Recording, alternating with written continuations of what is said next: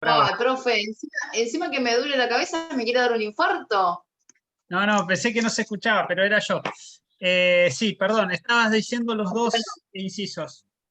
estaba hablando del considerando 6 y explicando de qué trataba el artículo 3 y el artículo 5 del Artículo 13. decreto. Sí. Bueno, estaba leyendo el artículo 3 que decía que los abogados que ejerzan las funciones previstas en la ley número 12.954 y en los artículos 66 de la ley 24.946 y el artículo 7 de la ley 25.344 estarán exentos del pago de bonos de derechos fijos y de otro cualquier gravamen, similar previsto en la legislación nacional, provincial o de la Ciudad Autónoma de Buenos Aires, que imponga aquellas una representación en las actuaciones en las que intervengan un representante, patrocinio, letrado o defensa del Estado Nacional o demás organismos mencionados por el artículo 6 de la ley 25.344. Stop. El artículo 5...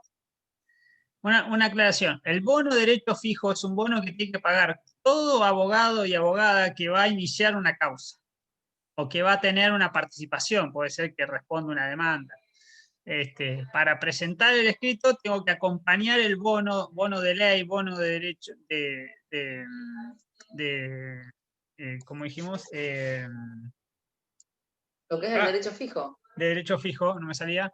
Y acá el tema de fondo es que, claro, no son abogados que ejercen por su cuenta, sino que son empleados. Entonces tenían que pagar este bono y toda y esta resolución lo que hacía, este decreto hacía eximirlos de pagar ese bono, pero es algo que se debe acompañar, es como un tributo, hay que pagarlo por ventanilla del Banco Provincia, Banco Nación y lo adosás al escrito, al expediente.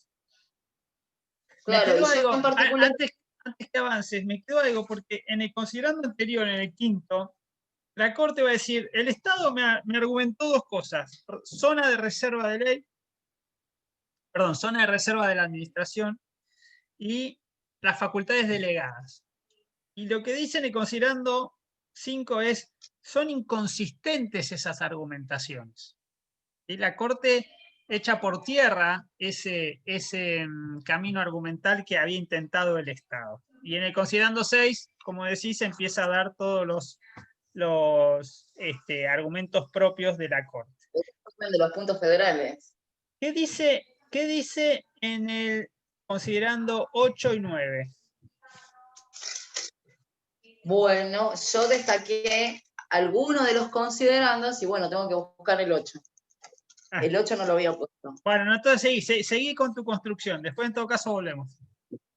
Bueno, me había quedado en el considerando 6, lo había leído y estaba hablando de los artículos del decreto 1204, que los artículos que digamos que se declaran inconstitucionales son estos dos, el artículo 3 y el artículo 5 del decreto. Leí el artículo 3 de qué trataba y ahora voy a leer el artículo 5 del decreto. La representación, patrocinio y defensa judicial del Estado Nacional y de los demás organismos o entes mencionados en el artículo 6 de la ley 25.344, en cualquier fuero, instancia o jurisdicción, solo podrá ser ejercido por aquellos profesionales inscriptos en el registro, sin que resultara necesaria ninguna otra matriculación profesional. Está hablando del registro que se creó en este decreto, de la creación del registro de abogados del Estado en el ámbito de la procuración del Tesoro Nacional. Bueno, porque no es todo el decreto que se declara inconstitucional, solamente se declaran estos dos artículos del decreto. ¿Sabes dónde queda la Procuración de Tesoro? En el Banco Central. ¿Y en dónde? ¿En la ¿qué dirección? No, ni idea. Una cosa es el Tesoro de la Nación. El Tesoro de la Nación, sí, lo resguarda el Banco Central. Si ustedes vieron Casa de Papel, es eso mismo, pero en nuestro país, obviamente.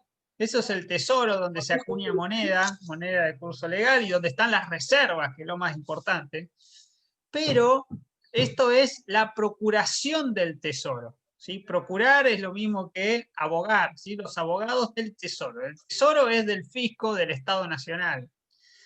Y la sede está en Recoleta, a metros de Plaza San Martín. ¿Conocen? ¿Han ido alguna vez? Cerca del Museo de Bellas Artes, cerca de Cementerio de Chacarita, cerca de la Facultad de Derecho de la UBA.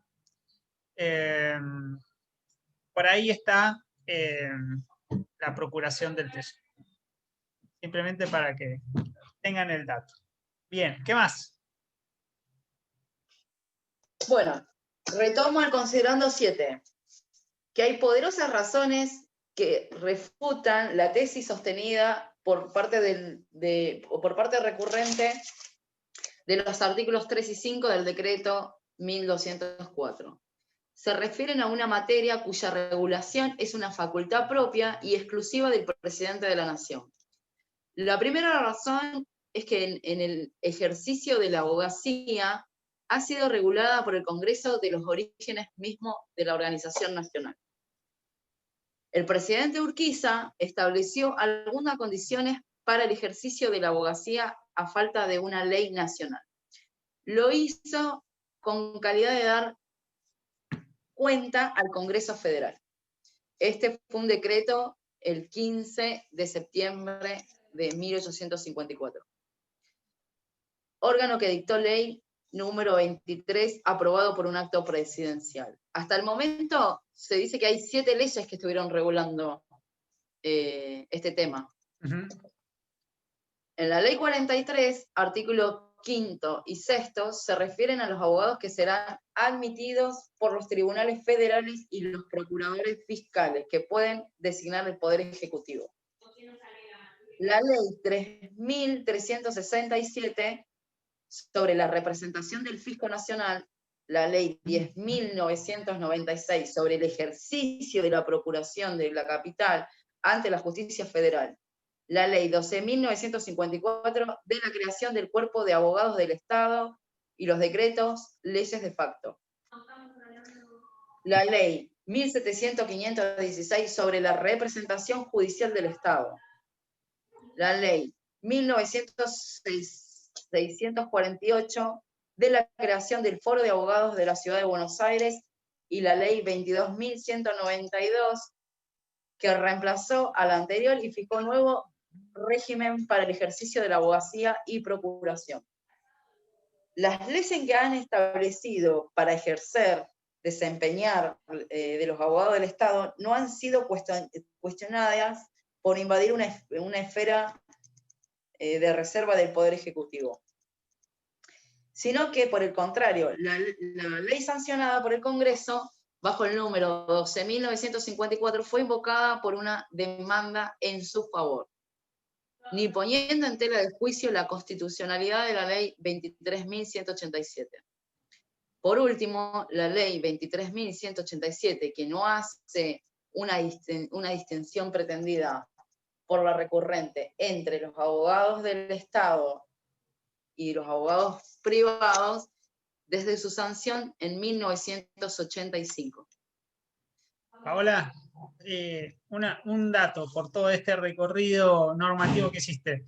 La Procuración del Tesoro lo que tiene son abogados permanentes, y está lo que recién citaste, que es la Escuela de Abogados del Estado. ¿Sí?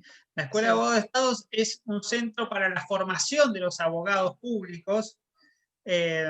Funciona ahí a metros de Plaza de Mayo. Yo soy docente de esa escuela, y muchos docentes de esta materia y de Derecho Administrativo de la universidad también son docentes ahí, en la ECAE, la Escuela del Colegio de Abogados del Estado.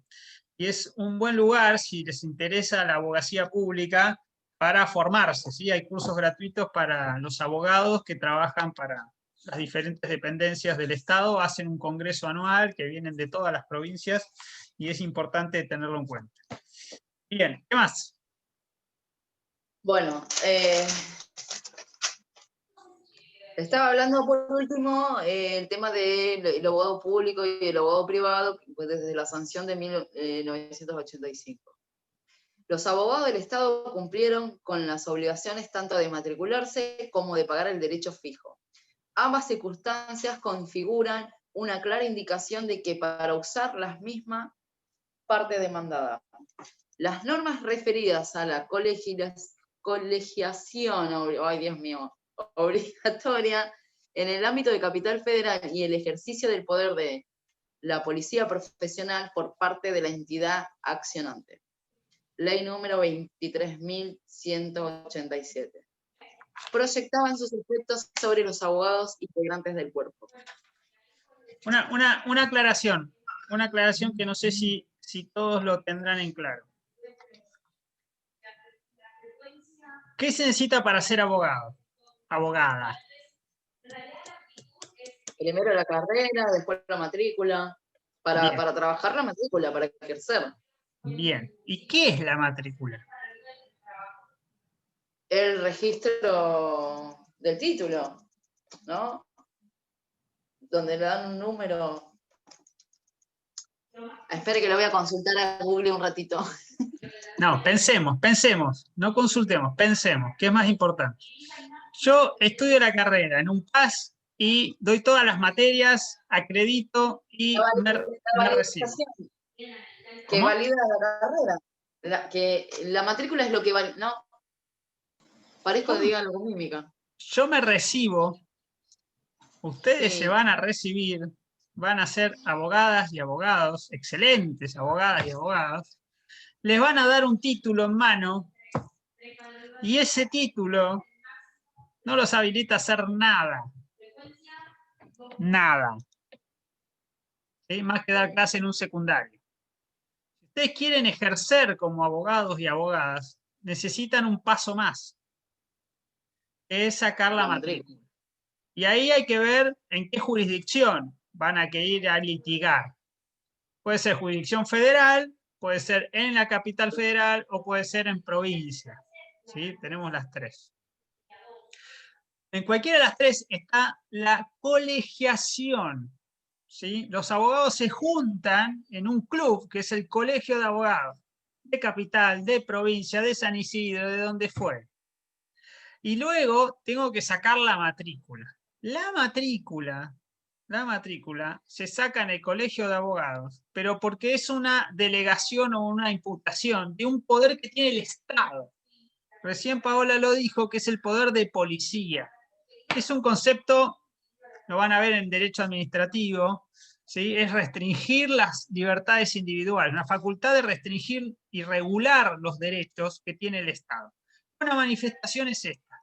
Mire, ustedes los abogados, o podrían ser los médicos, o podrían ser otras profesiones, si quiere ejercer, necesita una matrícula. ¿Y la matrícula quién la otorga? El Estado. Entonces se hace un registro de abogados bajo una matrícula. Antes esto lo hacía el Estado, después se lo delegó a la Corte Suprema y hoy está en cabeza de los colegios de abogados. Entonces yo tengo que ir al colegio de abogados y ahí ¿qué hago? ¿Me van a tomar otra vez exámenes como en la facultad? ¿Qué les parece? ¿Tengo que validar mis conocimientos? No, solo te piden que pagues.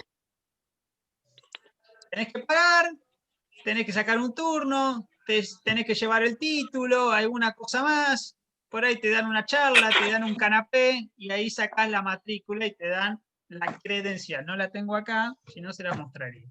La credencial. Sería como cuando, profe, capaz que es muy errada la comparación y no estoy segura, pero sería como cuando un escribano certifica una firma. No. Sería que el escribano también necesita una matrícula. El escribano no, ya necesita... sé que pero voy a un ejemplo más práctico. No sería... Para que tenga, la certifica el escribano para que tenga valor. Sí, eso es cierto. Acá es como que el Estado certifica que más allá que una universidad te haya dado un título, ¿sí? Que las universidades son autónomas, recuerden, eso es un requisito, es indispensable. Nunca te pueden dar una matrícula si no tenés el título, pero no es suficiente. Se agrega un requisito más para que vos puedas ejercer como abogado o abogada, ¿sí? Tanto abogado independiente o abogado para el Estado, cualquiera de los dos. Entonces, la ¿Y qué matriculación es pasa algo que si no pueden está pagar la matrícula? cuestionado. ¿Cómo? ¿Y qué pasa, profe, si no pueden pagar la matrícula? Se reciben y no pueden pagar la matrícula. No podés No ejercer. pueden ejercer. No, simple. No podés firmar. Por ahí podés hacer el trabajo y lo firma otro, pero no podés firmar. ¿Sí? No tenés sello y número de matrícula. ¿Sí? Tomo y folio es lo que te da una matrícula. Y después tenés que pagar todos los años. Y después tenés que pagar los aportes, ¿sí? A la caja de Claro, después se abogados. preguntan por qué los abogados cobran tan caro, ¿no? No es capaz que es todo en sí. La matrícula yo sé que es cara. Sí, no tengo idea cuánto sale ahora sacar la matrícula. El año pasado, lo anteaño pasado, estaba 90.000. ¿Eh? Así me habían dicho. Y acá está mi compañera Marcela Cioni, que ella me contó a mí. No puede ser, no puede ser. Sí, Marcela me lo dijo. 90.000 No pesos, está no Marce, puede ser. bueno. Bueno, tarea para el hogar, averigüen. Bien, seguimos. Sí, me dijeron que era carísima. Pero no Averigüen, sé si tanto, averigüen. pero no tanto. Me dijeron no, Marce, vos me dijiste averigüen. que me dijiste. Vamos, avanzamos que ya son las 12, vamos. Bueno, en síntesis. El Colegio de Abogados termina demandando al Estado Nacional, al Poder Ejecutivo, por el tema de que este decreto eximía a los abogados del Estado de pagar la matrícula, a la cual este caso llegó a la Corte Suprema. El Estado, por medio de un recurso extraordinario, argumentó que este decreto se debía a que como el país estaba atravesando una crisis económica, querían reducir el gasto público. Por eso querían eximir los gastos de los abogados del Estado con el tema de las matrículas. Bien. Digamos así, en resumen. Bien. ¿Y qué analiza la Corte? Y bueno, la Corte analiza antecedentes, las leyes que había comentado de que fueron regulando hasta ahora, que fueron como 7, y termina confirmando la sentencia de la Cámara de Apelaciones en lo contencioso y administrativo. Termina confirmando la sentencia. Bien. La mayoría de los jueces... Pero analicemos la sentencia. O sea, hicieron, no sé si vos, Paola, o tus compañeras, o sea, tenemos que estudiar a fondo el régimen de los decretos delegados. ¿Qué dice sobre eso la Corte? ¿Cómo, profe? Sobre el régimen de los decretos delegados, que es por lo cual nos interesa este fallo. Bueno, que ahí me baso en el artículo 76, que dice: se prohíbe la delegación legislativa en el Poder Ejecutivo, salvo en materias determinadas de administración de emergencia pública, como lo fue la crisis, y como lo es también el tema del COVID, por ejemplo. Con plazo fijado para su ejercicio y dentro de las bases de la delegación que el Congreso establezca. Y eso lo explicó usted, profe, hace un rato. Bien. La caducidad resultante del transcurso del plazo previsto en el párrafo anterior no importará revisión de las relaciones jurídicas nacidas del amparo, las normas dictadas en consecuencia de la delegación legislativa. ¿Puedo agregar algo, profe? Sí, Luciana.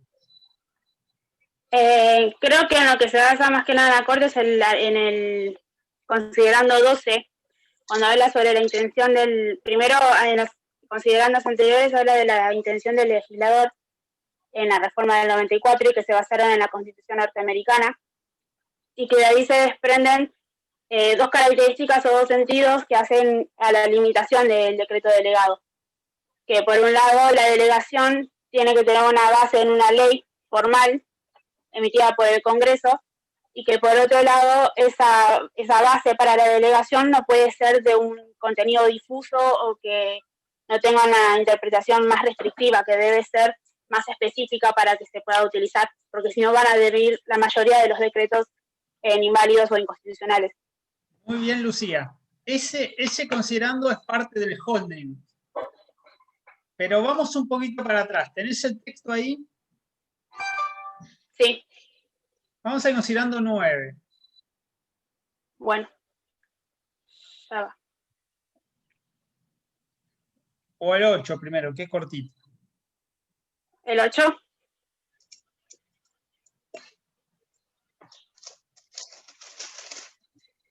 ¿Lo lees vos, Lucia, o lo leo yo? Sí, lo estoy buscando. Es que estoy con la compu. Se me pasó. Yo lo tengo. ¿Lo empieza? ¿Leo? Yo lo leo si querés. Dale, No, Daniela. yo lo tengo, pero... bueno. Te digo, la cuestión a tratar por esta Corte queda circunscrita entonces a la de si el decreto 1204 puede ser justificado como el ejercicio válido de las atribuciones legislativas delegadas al presidente por el Congreso a través del artículo 1 e inciso F de la ley 25.41.42. Fíjense, Lo que va a tratar, es importante ahí. Fíjense que la cuestión a tratar por esta Corte queda circunscripta entonces a esa frase. Muchas veces se reemplaza por dos palabras, que es el tema decidendum. Tema con TH. ¿Sí? Tema decidendum. Es decir, ¿qué es lo que va a resolver la Corte? ¿Cuál es el kit de la cuestión? Otra palabra en latín. ¿Sí? ¿El qué? El kit de la cuestión. ¿Qué está resolviendo la Corte? Entonces, ahí está planteado. ¿Cómo? Claro, para mí, ¿no? Opinión de lo que leí del fallo, que no haya afectación del derecho fijo. No entendí. ¿Que no haya? Bueno. Afectación del derecho fijo. ¿Qué es el derecho fijo? Y lo que estaba hablando hace rato, profe, del bono, de lo que hay que pagar, de lo que está estipulado. Sí.